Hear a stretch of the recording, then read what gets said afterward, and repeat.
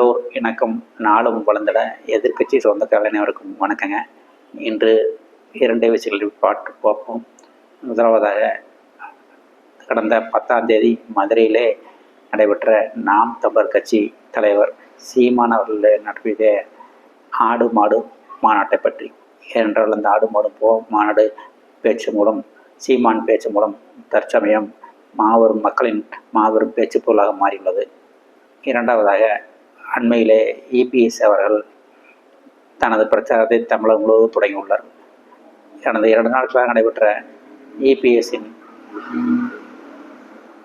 பிரச்சாரத்தை பற்றியும் அவர்களின் பேச்சை பற்றியும் பார்ப்போம்.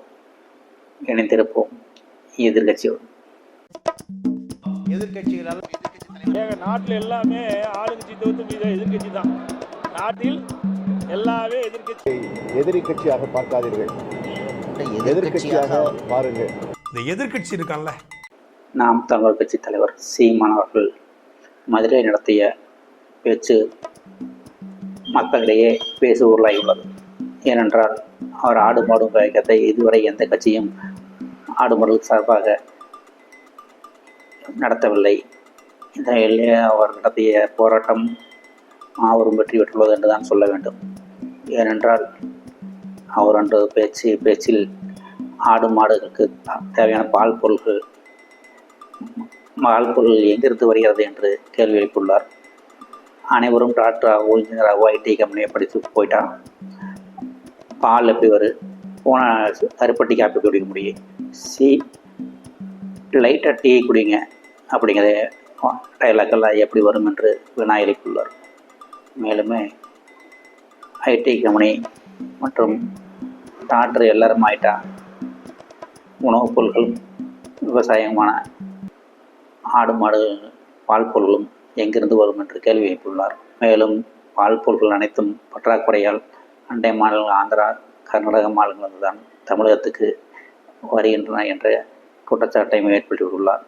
மேலுமே மலை காடுகளில் ஆடு மாடு மேய்க்கிறதுக்கு தடை விதிக்கப்பட்டுள்ளதை கடுமையாக சாடியுள்ள அவர், இந்த மலை காடுகளை அனைத்தையும் சுரண்டி வெட்டி கேரளா, கர்நாடகாவுக்கு எம்சாண்ட் போட்டு விற்று கொண்டு வருகிறார்கள். கொஞ்ச நாள் மலையே இருக்காது, கிராமமே இருக்காது என்று ஒரு வினாடியுள்ளார்.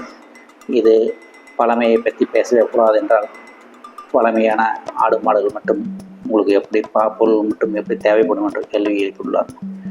இது அனைத்து மக்களாலும் பேசு பொருளாகி உள்ளது. எனவே பொதுமக்களை நாம் தமிழர் கட்சி தலைவர் சீமான் பேச்சுக்கு கண்டிப்பாக ஆதரவு கொடுக்க வேண்டும்.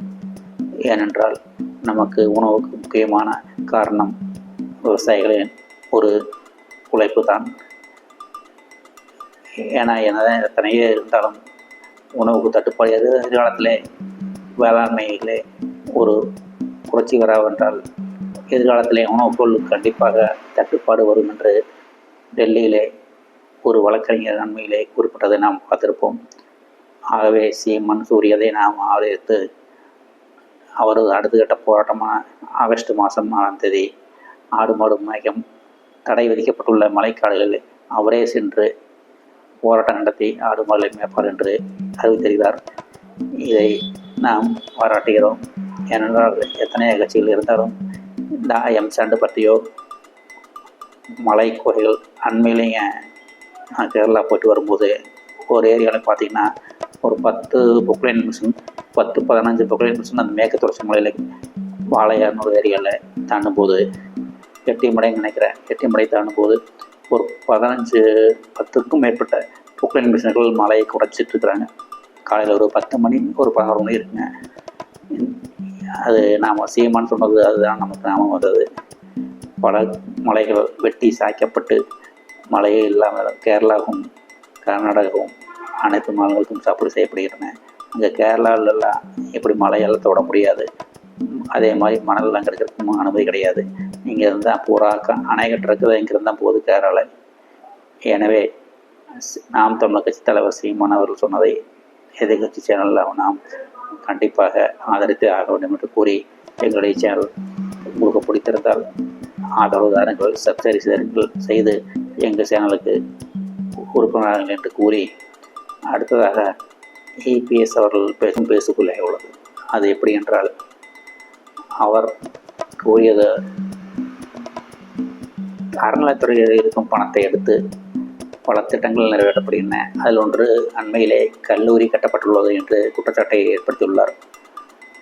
அது நாம் விசாரித்த போது திண்டுக்கல் மாவட்டம் ஒட்டச்சத்திரத்தில் தாண்டி தொப்பம்பட்டி என்ற ஊரில் ஒரு கல்லூரி அமைக்கப்பட்டுள்ளது. மேலும் 4 கல்லூரிக்கு அடிக்கல் நாட்டப்பட்டு கோயில் நிலத்தில் கோயில் வருமானத்தில் எடுத்து கல்லூரி அமைப்பதற்கு முயற்சிகள் நடந்து கொண்டிருக்கின்றன. இதை அவர் கடுமையாக எதிர்த்துள்ளார். இதுவும் பேசுபொருளாயுள்ளது.